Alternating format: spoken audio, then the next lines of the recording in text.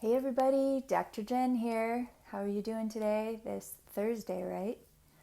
We have a little bit of a cloudy, kind of dreary looking day today here in Florida. How's your day looking wherever you are in the world?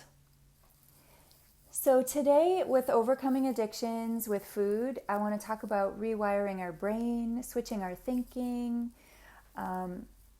We don't have to agree with every thought that comes into our head, right? Y'all know that? We don't have to agree with every thought that comes into our head. That would be pretty foolish to agree with every thought that comes around us and comes into our head and our mind. It would be much better if we took every thought captive. And doesn't that sound like something we know? Scripture? Take every thought captive to the mind of Christ, right? So it takes some spiritual muscle to do this, but we can actually switch the trenches in our brain. We have certain grooves over time when we've thought the same thing over and over. So for example, with being addicted to certain food, like, oh, I just have to have that. I don't have any other option. Like, I just don't function if I don't have that thing. No, you can actually create a new trench in your brain and a new thought pattern and agree with something much higher, much more kingdom living thought than that.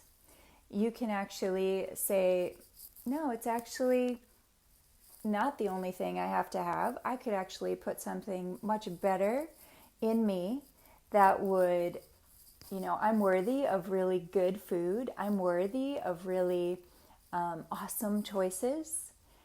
So there's different new thought patterns you can create, and they take time, and you have to keep declaring it over yourself. We've talked about declarations, right?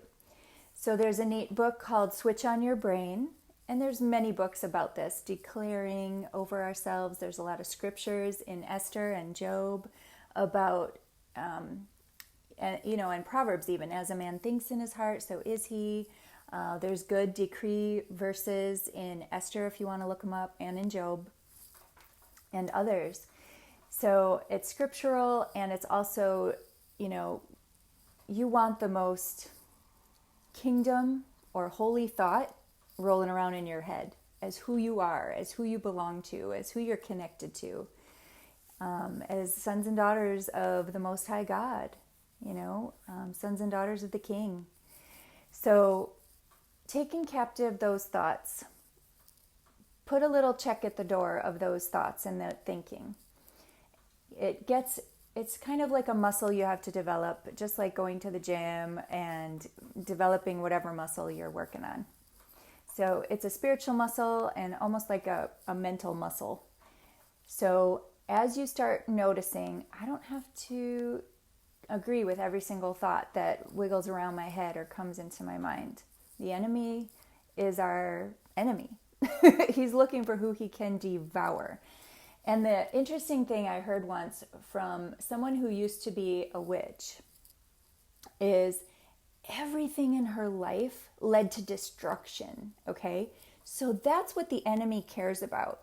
He cares about destroying you without you noticing, all right? So this is a little strong today than my normal. But the enemy cares about destroying us, right? He's looking for who he can devour, destroy.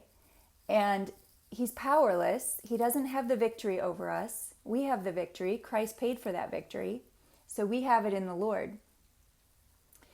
But where he has some momentum is with the thinking. So that's where we really have to win, is in our brain. The battle is in the mind, right? There's a lot of good books out there on that. Switch on Your Brain by Carolyn Leaf is a good book. The Battlefield of the Mind, Joyce Meyer's. There's just lots of good books on this topic. And my battery is low, so that's all I'm going to say today.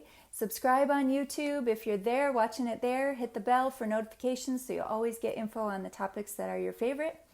And we'll talk to you again tomorrow. Love you, bless you. Bye.